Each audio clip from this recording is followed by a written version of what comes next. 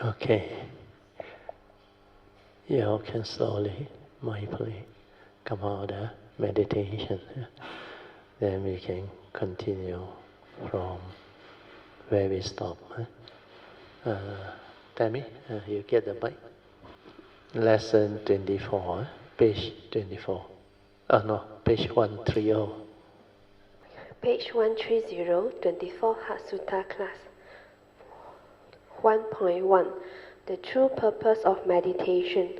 The true purpose and intent of meditation is to develop the wisdom to liberate the mind so that one is no longer deluded by the five aggregates of form and mind, causing one to grasp and cling onto it as the I and the me and the mind, to condition one's suffering. Understanding this true intent and purpose of meditation is very important because meditation is not only about developing the calm and tranquil mind alone. Wisdom is more important. One only needs to understand why one's mind is not peaceful. The main reason being the five hindrances of mind, and they are there because the opposite five spiritual faculties needed to overcome them are lacking. When the spiritual faculties are there, the hindrances will cease to be. Then, when there are no more mental hindrances or craving, the mind will be naturally peaceful and calm because it can accept the reality of the moment via wisdom. Wisdom allows one to see things as they are via the unwavering mind in upekkha or equanimity, mind that does not stir anymore. Mind is free, liberated, and no longer deluded. Meditation via focusing, looking, and noting are mostly thought-based, whereas the one via silent mind in sati or awareness before the know without thought to awaken to phenomena is mindfulness or sati-based. Only through wisdom is the mind free. This wisdom cannot be learned, but only through awakening via the direct seeing, with the true mind without thought. Attachment to Dharma as knowledge can also be a form of delusion. Wisdom is an understanding and not knowledge. There is nothing to know because all knowing is via the thought as knowledge, whereas wisdom is an awakening, a realization which is beyond thought and it is not rigid. Part 2, 2.1 Formless Dharma. So too are feelings, condition, formation, and consciousness. Sariputta, all Dharma are empty of characteristics. They are not produced, not destroyed, not defiled, not pure, and they neither increase nor diminish. This section covers the more subtle formless Dharma acting at the mind level. 2.2 Definition 1. True understanding, page 63, imply wisdom. 2. Defeat them, imply no longer deluded by them. 3. Feelings of happiness imply pleasant feeling. Feelings of suffering imply unpleasant feeling. 5. Feelings which are characterized by neither suffering nor happiness imply neutral feeling or indifference. In the pure and deep ultimate silence, all creations are transcended, a sudden awakening to the original perfect fusion of self and Dhamma. Explanation: when the mind realizes itself, all the above can happen. Part 3, 3.1 Question 1. When I listen from my heart during Dharma sharing, I feel very peaceful and happy. There is clarity, but this state does not last. Why is it that I feel this way? Brother Teo replied, this could be due to your past cultivation that enables you to have this ability to listen from your heart, and it looks like conditions are now ready for you to connect back to your past cultivation. You will progress very fast from now onwards, because when you know how to listen from your heart with your full awareness there, then the brain which is up here is in your forehead will not condition you to think, comment, judge, and react so strongly as before, when your attention is most of the time at your forehead while listening. Since thoughts are response to memory, so by listening from the heart, there will be very much less thought, but initially it will be like the listening is in bits and pieces and not really connected to the memories. But don't worry, because it is normal and you should continue to listen from your heart until it becomes normal or natural for you to do that. Actually, that is the correct way to listen. Listening with your full attention or consciousness or awareness without the interference of thoughts is a sign of good progress.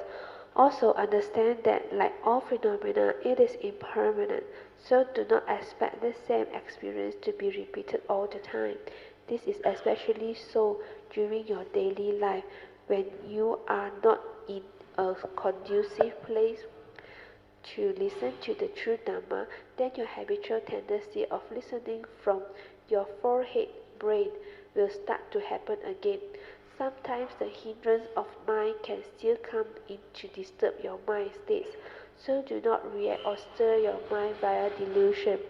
Just let things be and let it settle back to its natural or original state of stillness and inner peace, and you will always be happy and at peace. Have the wisdom to see things as they are and understand all this clearly. Then one day you will come to understand that as long as the true mind within does not stir and create thoughts via one's own delusion to think or react, then the mind will always be peaceful. The wanting to react or to become and peaceful via the thought is a delusion. The wanting will create the stirring of the mind because the mind via the thought will try to control and suppress its negative emotion or lack of peace, thinking that it is bad via not understanding that the controller is the controlled. When the mind is in sati, there is no thought, i.e. thought ceases. So just relax and silence the mind.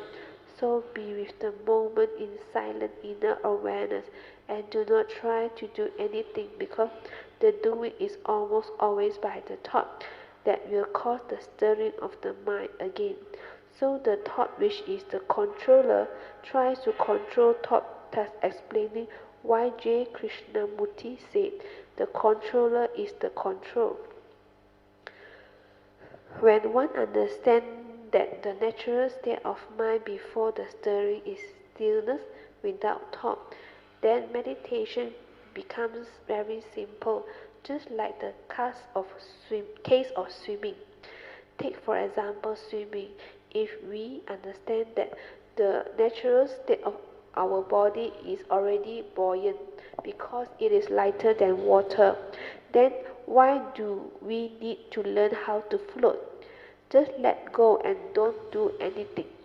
And trust that your natural state of your body is buoyant and your body will just float via not doing anything. But instead, most people struggle in the water trying to keep afloat and in the process sink and drink water because of their fear and lack of understanding or delusion. So similarly in meditation, if we understand that the natural state of mind is already the meditative state of silent inner awareness without thought, then we just let things be and don't do anything, and the mind will settle down to its natural state of peace, tranquility, and stillness on its own, just like the swimming analogy.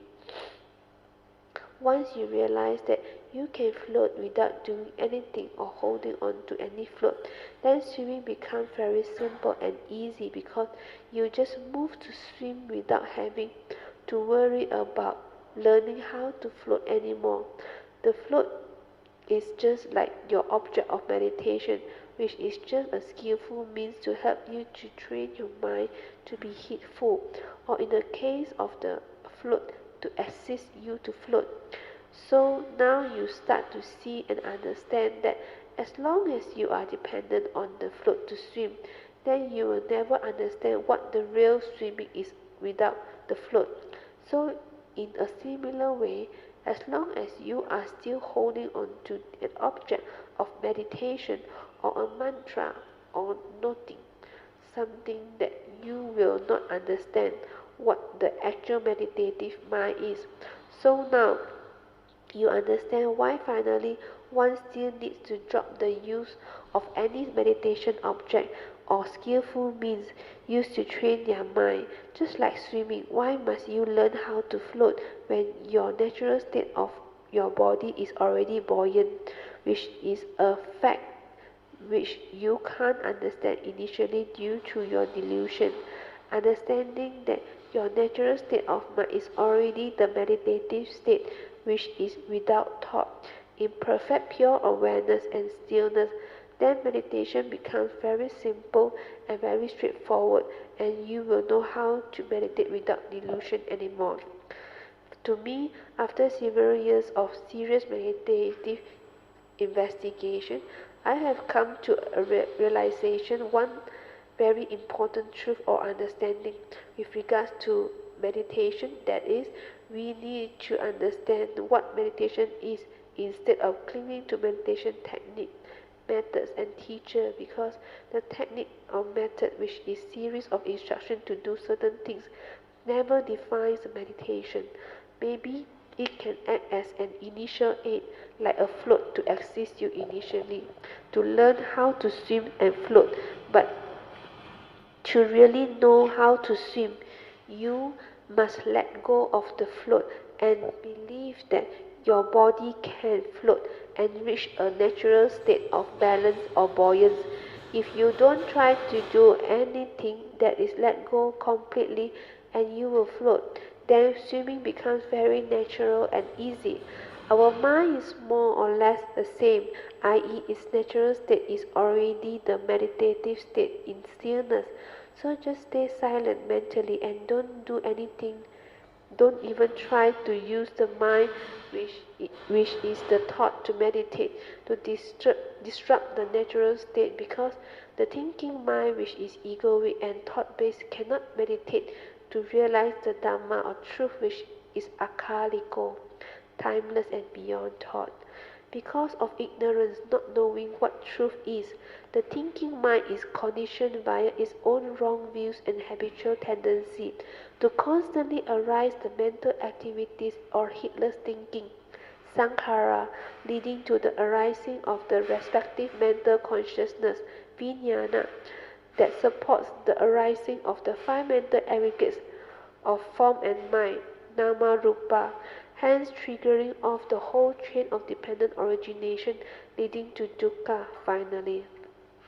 When you understand what meditation is, then you will naturally know how to meditate at any place, any time, and under any circumstances, and you will not be constrained or deluded by your attachment to methods, techniques, and teachers. Basing on the analogy of the handful of leaves by the Buddha, it is pretty obvious that the Noble Eightfold Path is the meditation, because according to the Buddha, there is this Four Noble Truth that states clearly that the path leading to the cessation of dukkha or realization of nibbana is the Noble Eightfold Path. So just silence your mind and be heedful to cultivate the Noble Eightfold Path via the 7 stages of purification and the 3 turning of the Four Noble Truths as taught by the Buddha. Hope the above explanation will clear all your doubts and enable you to meditate correctly with the right understanding. 3.2. Question 2. Brother Teo, you are the only teacher who asks us to silence our mind and stay at the heart area. But why no monks or texts ever advise us to focus on the heart area? True or not? In certain places, the monk, if they know that you go to the heart, they scold you. They say, don't do that. But they don't know what is going on. You look at the Mahayana teaching, they always say, go to your heart. Then sometimes Theravada tradition, those monks that meditate long enough, they also tell you to go to the heart. Ajahn Chah also same. In Thai, the heart they call it Chai. Chai. Then I know all the Ajahn Ganha. He full of loving kindness, very happy. We call him the laughing Bodhisattva. He always say in Thai, Chai di chai sabai, sabai, sabai. Chai di means what? Good mind. Then happy mind, sabai, sabai. Chai di chai sabai, sabai. If every day you can have a good mind, a happy mind, you sure don't have unhappiness. You don't have all the lack of peace. The only lack of peace or what they call unhappy mind is the movement that react and stir. So my daughter used the word bosong. So we write down. B-O-O-S-O-N-G. So this one, bosong. B-O ni brother song. So this one in inverted comma. Bosong. Don't go pronounce like brother song. So whenever you are not happy or not peaceful, means you already reacted. And so you bosong liao. So understanding this is very useful. So this whole section that we just went through, you're supposed to understand like swimming. How many of you know how to swim? Oh, very good. Do you know that if you don't do anything, you just dive into the pool, your body at first sink down. Then it floats, isn't it? How did it float? How many of you study physics? Archimedes' principle. You understand? The volume of the water you display, that mass, is the upthrust. Understand? Because you go in, that body of yours is a surface, that volume that has the mass. And that mass, because you are inside there, you replace that mass. Means whatever the mass you replace, that is your buoyancy force. And this buoyancy force is always higher than your body. Why? Because your body is not all water. No. Got lung, got space, got air. No.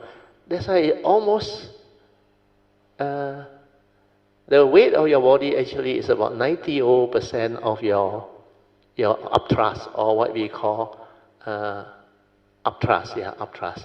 There is an upthrust that push you outward because of Archimedes' principle. So because of that, you confidently relax and let it float up. Then float up that time, keep your head up, the body down. Then you float. So when you know that you can float, you don't have to struggle to float. Because a lot of swimmers starting don't know. They go into the pool, every step they take keep on going down. Then when they let go, the thing went down so fast. Then the upthrust didn't come out so fast. So they panic, they struggle, they gobble water. So this is why they dare not swim. I remember my son and my daughter go to the club there, the trainer, all the kids, they just throw them in. And they are not scared. They see everybody. So, naturally you can float one. Then I saw one video, Matsale, the baby only less than 1 year old, they throw inside, swim. So when you understand, come to meditation is the same. Why? Your natural state of mind is already sati, the true mind, understand? So don't do anything. This one become this due to what? Of course, sakayaditi. But due to the sakayaditi, that condition is to stir, isn't it? To react, isn't it? To do this bosong thing, isn't it? You cannot accept what you see, what you hear, what you smell, what you taste, what you take, what you feel and think. If you know this is your true mind, your pure awareness nature, and this is what was there all the while. So, like swimming, if you know you already lighter than water, don't struggle, don't do. Just completely let go. And let the natural state of your body, which is buoyancy, where it's lighter than the updraft, let it push you up. And then when you realize the natural state, there is balance in it. Correct? You will not sink and you will not fly up. You will stay there. Then to swim is very easy there. Move your hand and leg only, so difficult. That is precisely what meditation is. When you know that you are this, you relax and allow this mundane mind, all the stirring, all the thought thinking, they are heedless thinking of no value, wrong thought. Why you want to hold it and make yourself miserable? Means you don't know how to use thought. The user is stupid. You use wrong thought to create bosong, suffering, misery, and lack of peace. So if you confidently relax and let things be, then the natural state arrives. This is why I ask you to maintain awareness, is to realize this. Understand or Then like swimming, when you know you can float, you need to move. You move your hand or kick your leg. Understand or Then not so tired. Understand or So when you are here also same. Don't have all this thought. Sorry. You don't have all this stirring of the mind, which is the thought process, that make you heedless, make you reactive and emotional. You are very peaceful, So this one is where the mano is. And this mano like to stir, like to make you unhappy. Because you don't have the understanding of the teaching. Think is just the way it is. Think also like that, don't think also like that. Because condition like that, things will be like that, and so on. So learn to accept things as they are. That is the reality. Learn to observe and understand what is. Means see things as they are. Means at that moment, at that instant, all the causes and conditions already within the nature's law set in already. So the movement will be like that. It has to be like that. Whether you song or bosong, understand? Well, that one govern, understand? Not you, not your mundane thinking. Your mundane thinking, very, very deluded and selfish one, understand? And based on that, you come out and formulate your views, opinion, belief system.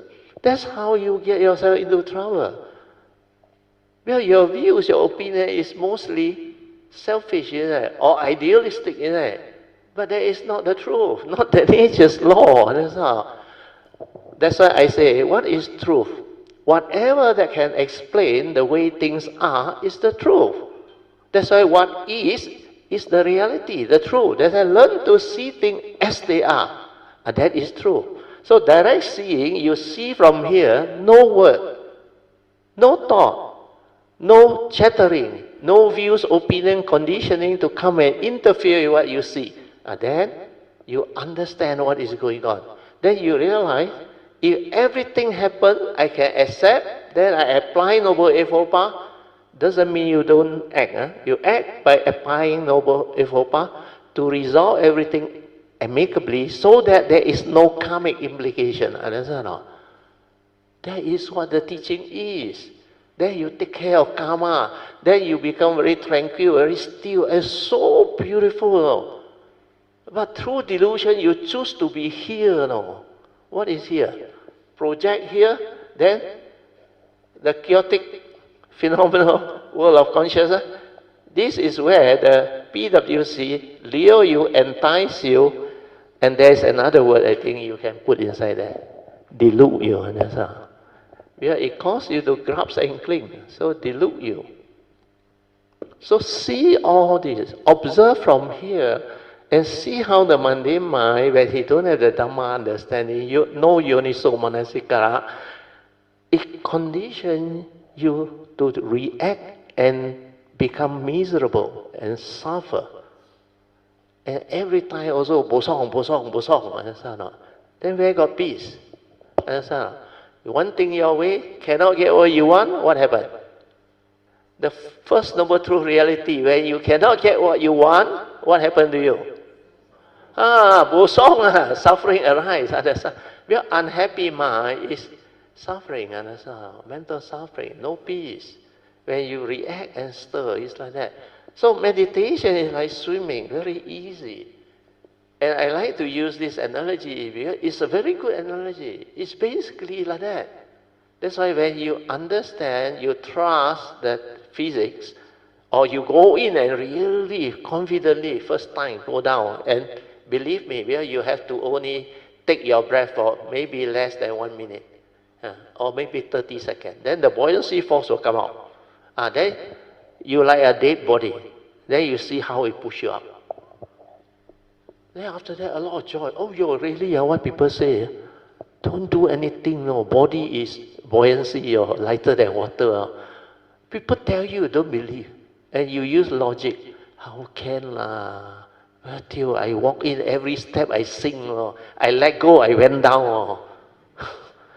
Because that buoyancy upthrust take time. Understand? It doesn't immediately happen. Understand? You are a balloon different. Understand?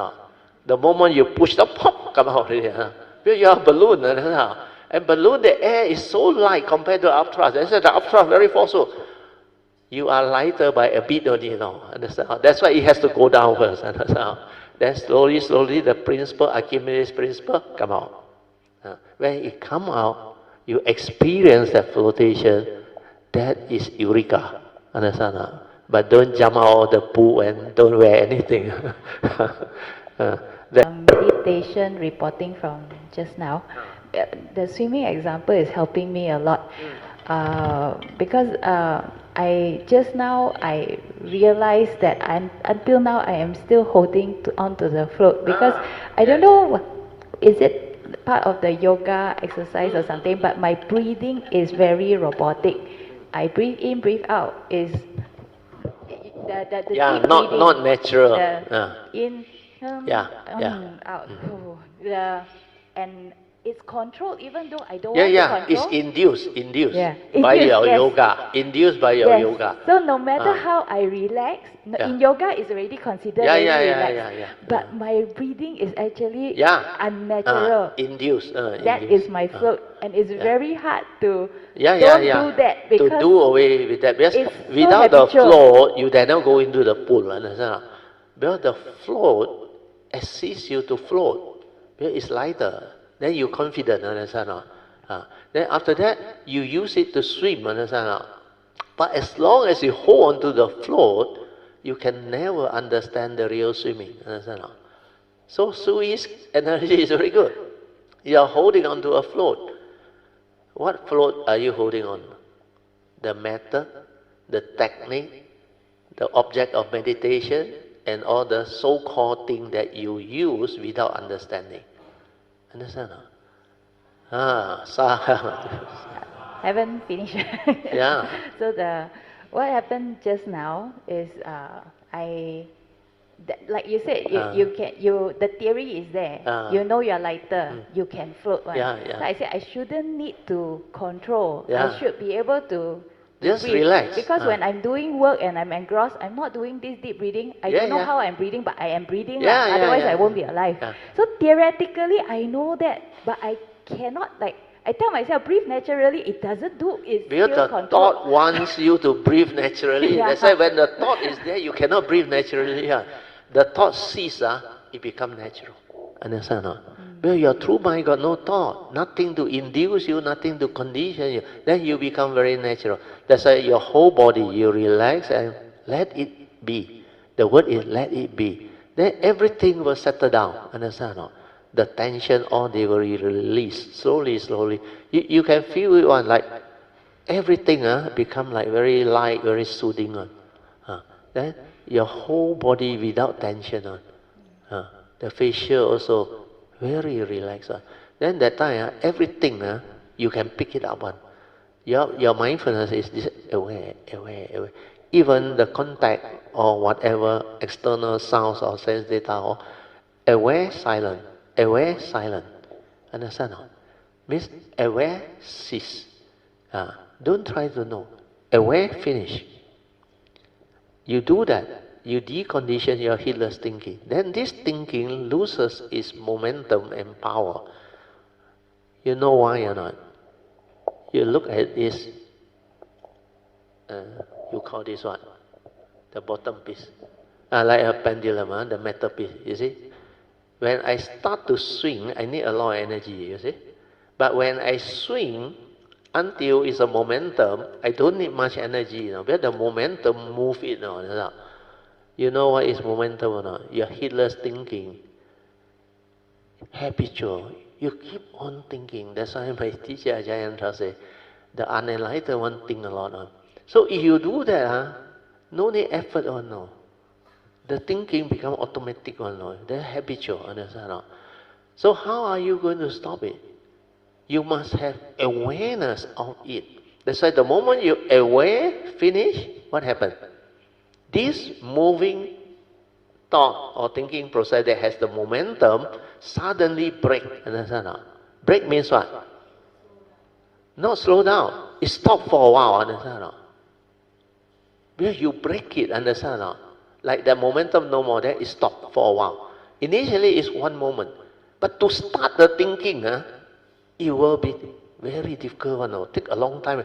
Because you have done this very often, then you realize this is how you decondition your heedless thinking. That's why don't do anything. Can you just let the thought move? Let everything happen. The sound, loud or not? You let everything happen, then you only pick up whatever sense data, aware, finish. Don't even try to perceive or comment or think from it. Proliferation or thought. All the heedless thinking come from your curiosity, your inability to understand. That's why one thing to know, one thing to experience or find out, you think, understand? You create thinking. Everything you see, you perceive, then the views, memory, your opinion, everything come in there, it create. How come this image like that? How come this guy like that? Then the whole newspaper you read also, you got a lot of things to comment on. This DJ Trump. All this is what your habitual thing is. But when you are heedful, you become different. The news is the news, understand? Doesn't mean that you ignore the news, understand? But you have to understand you live in a conditioned world. You also have to understand things that happen. So that when people bring out the topic, discuss it, at least you have some understanding of what this thing is. But you don't go and hold it until whole day also go and think. Like the day, who was it already? I think why fun. I told her, the unfinished business, they keep on coming and haunt you and create thought. It's not you, it's respond to the accumulated memory, the attachment. That's why it keep on arising. So when you understand that, you try the four support, especially the first three. You settle down very fast. Let's see finish. The observation of the breath, although I know it is controlled, the energy that was at the nose area lessened. Then the breathing is lower. It's as if I'm looking down at the heart, then can see the heart a bit moving, and then the breathing. And then interesting part is at that time, I think you walk past. I could feel something move, like some energy. Sadhu, because that is your sensitivity. You pick it up. I went out, go toilet, and I come back. But just that one. She was lying there. No, I was sitting here. No, sitting one is different. You went there and lie down. Just now the meditation. That's early morning. Early morning lah, yeah lah. No, I this was one talking, is but after that I went back to my room before I go down for breakfast. Oh, Ah. but no lah, the lie down didn't happen because the So when you were breathing- sitting, then you when observe. you walk past, Means I am still near you lah. Yes, near me, near means me. the awareness hasn't developed. Not yet, yeah. That's why he feel the movement, but he cannot hear the pounding yet. Understand the heart. So continue to relax and let things be. Then, like I explained, don't try to do anything or know anything like you are dead. Aware, finish. Aware, finish. If you are patient, after a while, that heedless habitual thinking transform, because you decondition it. Every moment aware, finish. The moment of awareness is a break, means it's a space, although initially little bit, then the thinking, habitual come back. But if you do it long enough, that's why I say relax, maintain awareness by letting things be. Don't try to do anything. Then everything was like slow down. Well, you don't give it any more thought energy. You don't interfere with the thought already. Then all this movement which is dependent originating need wrong thought and thought energy to sustain. Understand or not? If you don't think, means every time aware, blank, don't think. Well, you are dead. You don't even respond. And then very quickly, you actually settle down and become peaceful. Then you realize your true mind very fast. That is how awareness-based meditation is to be done. Like swimming, understand? All the float that assists you on, drop it, understand? Otherwise, finally, you still will know how to swim. Because after a long time, you find that the float is very cumbersome. Understand? Because everybody swim without float. So you will go and find out. Then when you find out, you realize, really, without the float, I already can float. Why must I learn how to float? So it's exactly like, why must you learn how to be mindful? Understand? The natural state is already awareness when it's without thought. So when you understand that, stop your thinking. Don't force it. Develop the understanding to let it stop. Means don't continue with that momentum by feeding in the thought to make it more and more active. Aware, finish. Maintaining awareness means the mind just aware. The mind just aware. Means you don't think anymore. Understand? Don't create any more thinking or thought arising, leading to all the sankhara mind state, mental activity, mind state, sankhara, movement, all the emotion, everything. All this is what that cloud your nature and prevent you from realizing that silent inner true awareness. That is your true mind. And you don't know you got such priceless gem inside there. And with that, you are peaceful, tranquil, still. And that one also you don't know. And because you don't know, you cannot get it. And you think meditation is very difficult. No, it's very easy. So all this energy is to help you, understand? So, sadhu, sadhu. So immediately after I felt like you were walking by, actually then my brain go and think already. So fast. The polyphria. See that movement, understand? That is what this movement is all about, understand? See how upon contact, consciousness arrives. All this happen very fast, like lightning flash. How upon contact, that consciousness, in the seeing consciousness, like the physics experiment, it arises. Then how you input the content through your perception, then your views, opinion, conditioning, your reactive mode, all come in. And that is what mano is. When this one arises, your mental intention, which is moral causation, create karmic, understand? That's why this is the karmic movement.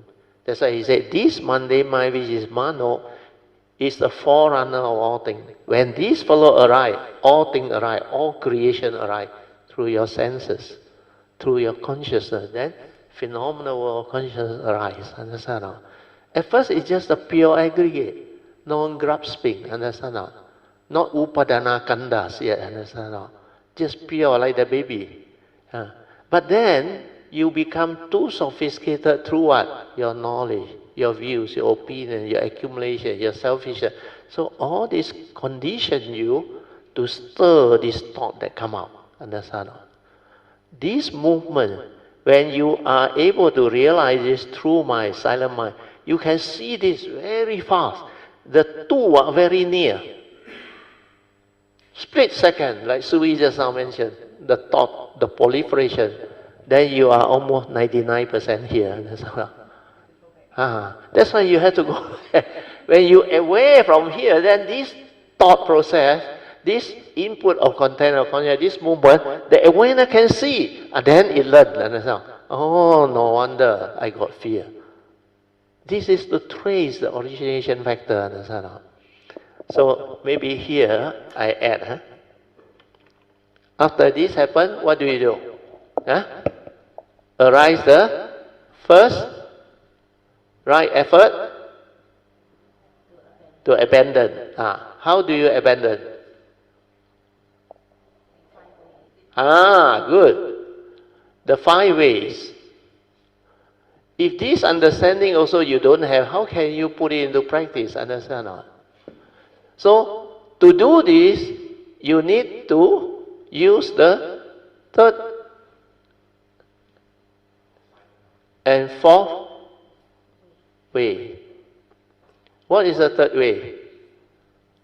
Silent, maintain awareness. Do it, then the result will come.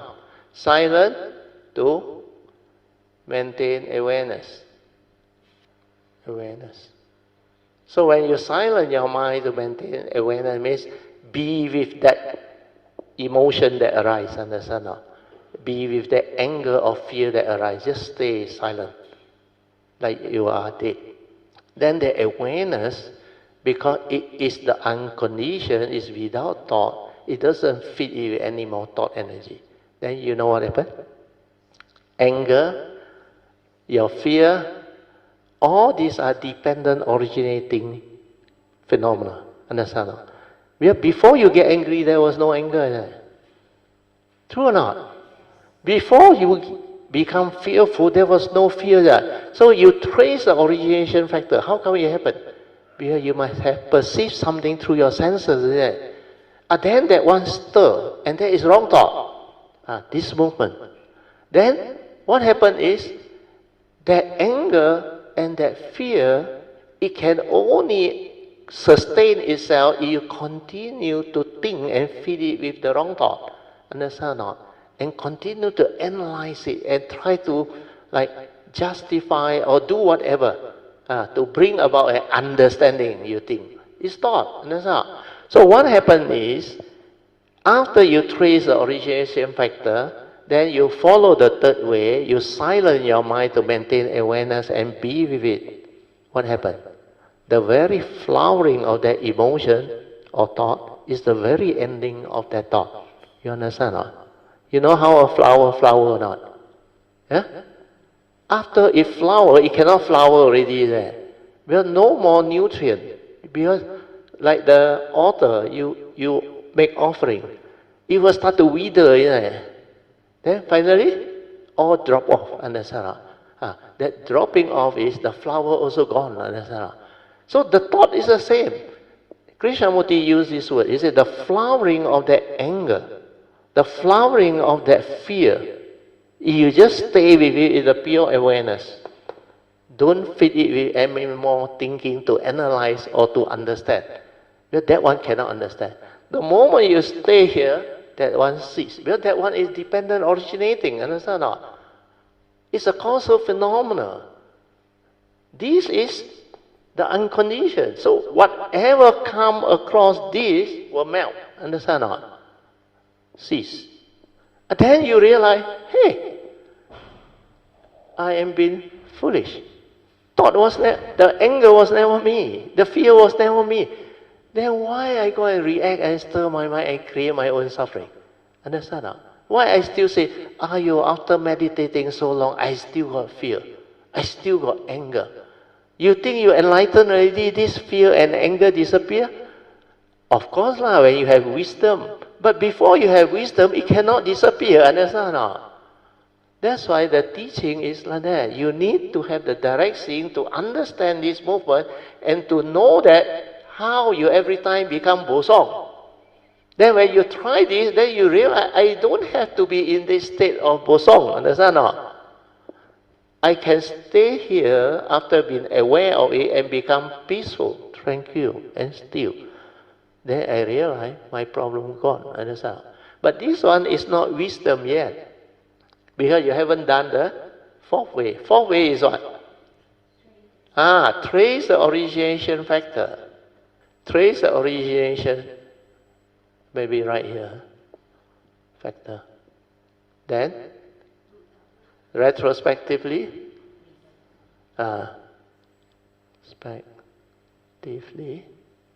reverse it. So this one involves what? Retrospectively reverse it. This one involves wisdom to straighten your view. Because initially you have wrong thought, VI. Is it VI or VEI?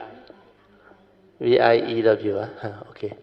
Because this one, the stirring, you know how it come about, yeah? Involving your wrong thought. So straightening your view is, you ask yourself, why must I stir, react, and get angry? Why must I stir, react, and become fearful? Who caused this? Don't go and give the standard Dhamma answer, no, the knowledge, no. Delusion lah, Sakaya Ditti lah. Like that you won't learn on, understand not? You must trace it to your senses. When you hear that thing, or you recall something, phobia, that trigger of the fear, that is the origination factor. Then you investigate. How come I keep on doing this? Until habitual, deludedly, without me knowing. But this is your habitual tendency, understand? Born of what? Your views, your opinion, your condition and belief system. This is how you react to what you see and what you hear. But the Buddha's answer is what? Learn to see things as they are, direct knowledge and vision of the reality. Learn to accept the reality of the moment. So, whatever you see and stir and get angry about, that guy last night cheated you, maybe lied to you, deceived you, and caused you a lot of trouble. That's why you get angry with him. That is your view. That is wrong view. Retrospectively reverse it means transform your view via wisdom as taught by the Buddha. How can I see him as he is? That's why the understanding is no right, no wrong. We are conditioned like that, things weird. He is the way he is, understand? That is the wisdom that free you. That one I help you. I contemplate and I realize, then if you were to find out and get your own answer, it's going to be very long, I tell you. I got a different answer. So I share what I went through. Just stop me if I am deviating from the truth. So the example I have is last time when we read the news, like people shooting in school and all that. My first reaction previously was, how can that person do that? Then when I really observe what is happening, for me to say that line, how can he do that? What the underlying thing, when we say the mundane mind is very selfish, very egoistic, the Sakaya Ditti, how I saw the Sakaya Ditti was that line, when I say, how can he do that, means I will never do that. If it was me, this would not be like this. I am above him. I am above such actions. This is my ego saying, that's why I can say, how can he do that? Because I'm pointing four fingers back at myself saying, I would not do that. But actually, he is form and mind, I am form and mind. Yeah, if I had that karma, I would also be the one doing that. But to make the thing simple, so that it covers everything, not only that particular incident, understand? All this is her view, understand? Born of Sakaya Ditti, he hold that view. How can he do that? And I am above that, understand? So when you zero it down and kneel on the understanding is your view. Understand? That's why I say your memory, your brain, your conditioning, your accumulated conditioning and whatever that you accumulate, that molds you. Understand? That is what you are. And basically is your view. And your view is born of your ideology. Understand? That's why view and ideology is very powerful. That's why in the 7 stages of purification, the third one is what? Ditti Visuddhi. You're supposed to purify your view, no? That's why I say straighten your view. Because your view causes you to stir. No need to analyze anymore. Understand? It's definitely from the ego. Otherwise it cannot happen. So how can I reverse all this? I go to the Sutra, understand? Check what the Buddha did. He said, thing is just the way it is. Condition like that, things be like that. Then learn to see with the direct seeing, things as they are. Means condition like that, things be like that. The world is the world. People are just the way they are. Deluded people do deluded things, understand? Selfish people do selfish things. Angry people. When you see that and understand, then you can accept him for what he is. You no longer develop the anger and the hatred. But he's the way he is. Like we all Hokkien, finish. Understand? That's why sometimes between spouse, you argue, accept him for what he is. Then like, who told me that time? Somebody here, I forgot it. Poching, I think. You are right. Accept. But next I use a better one. You have a point. I think you have a point. Very good. After that, no need to continue that thing, isn't it? Because it's your view against his view. Understand? The two fellow, how can you have same opinion? Unless both have Dhamma. Think also like that, don't think also like that. Then what is there to argue? Understand? Form and mind, dependent originating, condition arising, causal phenomena. That is the world, existential world, condition world. Dependent originating, condition arising, causal phenomena. So when you understand all this, you are at peace, isn't it? Then where got anger? Where got fear? Who fear? Who fear? The thought fear, not you, understand? If you are not here, can there be fear? You cannot be fear, because this fellow think a lot, got concept, got idea. Then fearful, understand? Fear of what? Fear of the unknown is one thing. Fear of losing your job, understand? Fear of your spouse divorce you, understand? Fear of separation. A lot of fear. Everything that happened to the human being is fear. Fear of death. Fear of disease. And when they have disease, they know it costs a lot. So fear of lack of financial capability to handle it. So all this behind is fear, understand? All the defilement that arise, your fear, worry, anxiety, all connected on. From fear it manifests. Without fear, no problem. Understand? You look at the first noble truth. Birth, old age, sickness and death. You fear, you worry about the body getting old, getting sick and die. Okay? Separation also same. You scared your spouse divorce you, your children don't want you. All our fear, then it trigger of attachment, grasping, Then you go and think, That's how it happens. Then when you are with people you don't like, also same, also fear. You fear that person, you're aggressive. Maybe your mother-in-law, your stepmother. Then you go to school, the child kena the bully. Also fear, understand? When things don't go your way, also a type of fear, understand?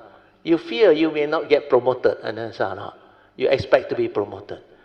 Then you fear your own sister also don't understand you. Don't come and console you. So all this is behind is fear.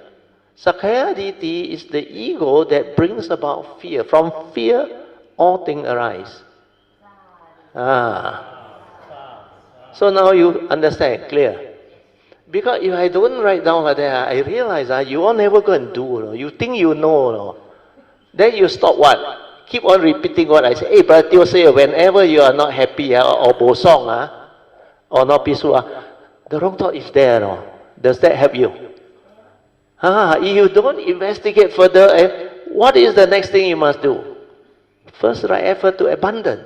Have you tried it? Have you done it? The third way and the fourth way. These two are very powerful.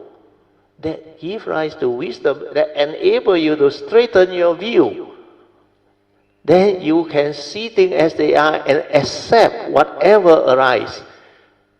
In life, you need to live life in that. You need to act in that. Doesn't mean you accept, don't act. Understand? There are people who are violent, nasty, selfish. If they do that to you, Brother Teo say, let things be, accept lah.